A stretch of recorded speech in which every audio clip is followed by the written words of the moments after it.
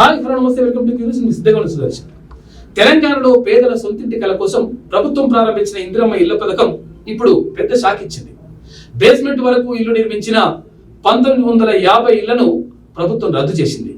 ఇళ్ల కోసం ఎదురు చూసిన వారికి ఇది పెద్ద నిరాశే. మరి ఎందుకు ఈ ఇల్లు రద్దు చేశారో, కొత్త లబ్ధిదారులను ఎలా ఎంపిక చేస్తున్నారో వివరాలు తెలుసుకునే ప్రయత్నం చేద్దాం. Welcome to press story.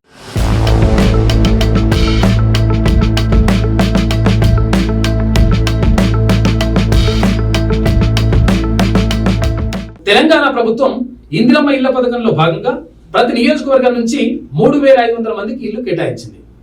తొలి విడతలో చాలా ఇల్లు నిర్మాణ దశలోనే ఉన్నాయి. ఆగస్టు 15న పెద్ద ఎత్తున గృహప్రవేశాలు జరపాలని అధికారులు ప్రణాళికలు కూడా సిద్ధం చేశారు.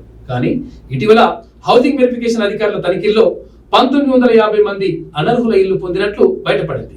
వీరు బేస్మెంట్ వరకు నిర్మాణం చేసి మొదటి విడత ₹1,00,000 ఆర్థిక సాయం కోసం దరఖాస్తు చేసిన సమయంలో ఈ తప్పులు బయటపడ్డాయి. అధికారుల ప్రకారం పంచాయతీ కార్యదర్శుల నిర్లక్ష్యం వల్లే ఈ తప్పులు జరిగాయని తేలింది. అనర్హుల ఇళ్ల ఫోటోలు ఇందిరమ్మ యాప్ లో అప్లోడ్ అయ్యాయి. ఇళ్ల బిల్లులు దశల వారీగా కలెక్టర్ ఆమోదంతోనే విడుదలవుతున్నా కొన్ని చోట్ల అనర్హులు లబ్ధిదారులుగా మారిపోతున్నారు.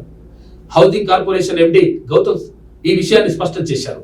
వెంటనే ఈ ఇళ్లను రద్దు చేసి కొత్త అర్హులైన లబ్ధిదారులకు కేటాయిస్తామని చెప్పారు. అయితే తప్పు చేసిన సెక్రటరీలను సస్పెండ్ చేస్తామని కూడా ఆయన వెల్లడించారు.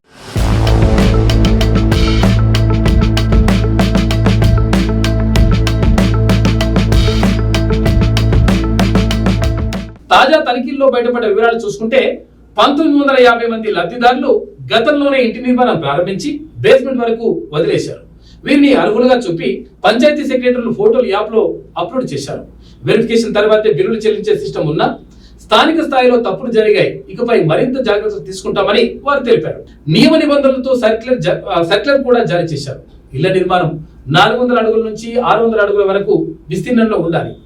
2 రూములు, కిచెన్, బాత్రూమ్ తప్పనిసరి. ప్రతి దశలో ముందు, పక్క, పై నుంచి ఫోటోలు తీసి అప్లోడ్ చేయాలని కొత్తగా ఆదేశాలు ఇచ్చారు. ఇకపై హౌసింగ్ ఏఈలు ప్రతి దశలో ఈ తనిఖీలు చేస్తారు.